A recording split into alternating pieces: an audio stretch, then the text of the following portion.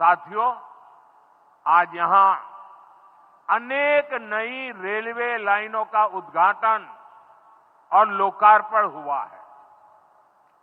सहरा से मुंबई तक आधुनिक अमृत भारत ट्रेन शुरू होने से हमारे श्रमिक परिवारों को बहुत सुविधा होगी। मोदी जी देश के प्रधानमंत्री हैं, प्रधानमंत्री गुजरात के भी, प्रधानमंत्री बिहार के भी। गुजरात जब वो जाते हैं तो वो गिफ्ट सिटी की बात करते हैं, फैक्ट्रियों की बात करते हैं, इन्वेस्टमेंट समिट की बात करते हैं, वहां की तरक्की की बात करते हैं। और बिहार आ रहे हैं तो क्या कर रहे हैं? मखाना बोट, श्रमिक ट्रेन, 5 किलो अनाज, हिंदू मुसलमान। अरे भाई, ये दोष मोदी जी का नहीं है, ये दोष बिहार के लोगों का, हमारा, आपका है। हम लोगों ने अपना भाव इतना कम कर लिया है कि भैया 5 किलो अनाज दो, हम तुमको बोरा में भर के वोट देते रहेंगे।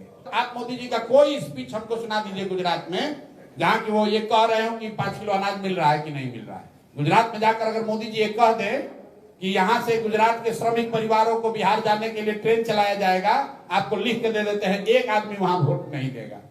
ये मामूली गलत बात है।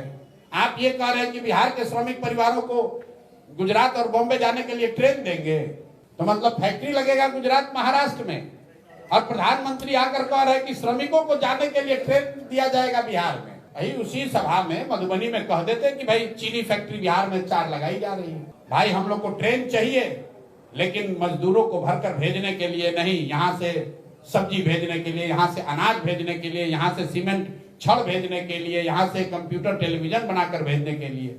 अगर यहाँ से मोदी जी ने घोषणा की होती कि यहाँ से अब भैया एक रेफ्रिजरेटेड ट्रेन चलेगा जिसमें बिहार के किसान सब्जी भेजेंगे दिल्ली बॉम्बे, तब ना हम लोग मानते। और आप लोग भी खूब लिख रहे हैं, प्रधानमंत्री ने 4 ट्रेन की घोषणा की।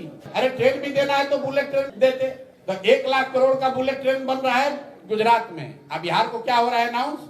वंदे भारत का 4 कोच, 1 पैसेंजर ट्रेन जो हफ्ते में 2 बार चलती थी अब 4 बार चलेगी। रेलवे लाइन का दोहरीकरण। और पत्रकार यहाँ कह रहा है यही भारी विकास है, यहाँ पर हमारा गांव के सामने हाल्ट पर ट्रेन रुकेगी, यही अब हम लोग का किस्मत है। इसी को मान लिया कि इससे ज्यादा तो कुछ मिलना ही नहीं चाहिए।